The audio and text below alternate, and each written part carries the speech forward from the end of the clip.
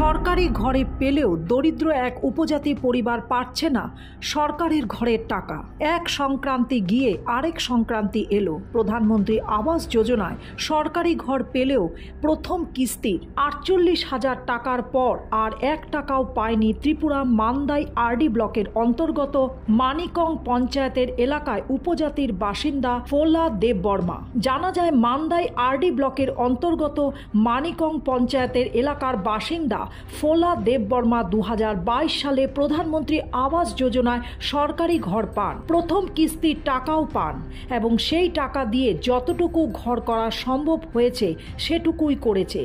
এরপর 1 বছর হতে গেলেও সরকারি ঘরের টাকা আর 1 টাকাও পায়নি বলে জানিয়েছেন ফোলা দেববর্মা। 3 কন্যা ও 1 পুত্র সন্তান নিয়ে মোট 6 জনের সংসার নিয়ে ফোলা দেববর্মা বসবাস করছে ছোট্ট একটি ছনের ঘরে।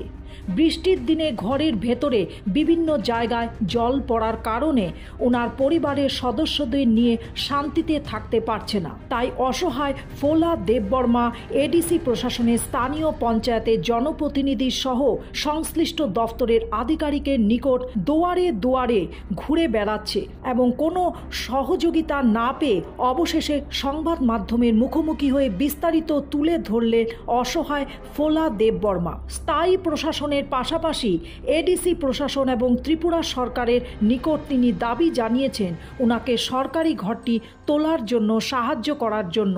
এবং অসহায় ফোলা দেববর্মা ওনার ছেলে মেয়েদের নিয়ে খুব কষ্ট করে দিন যাপন করছেন। তাইলে আমি কেমনে বাঁচব? ও যেটা 1 বছর হয়ে গেছে। 1 বছর হইতেছি। 1 বছর হয়ে গেছে গা আপনি সরকার গড়গুলি পাইছিল? খোঁজপত্র হইতো না। না আপনি পয়সা পাইছেন নি? পাইছে মাত্র 48,000 পাইতেছি। 48,000?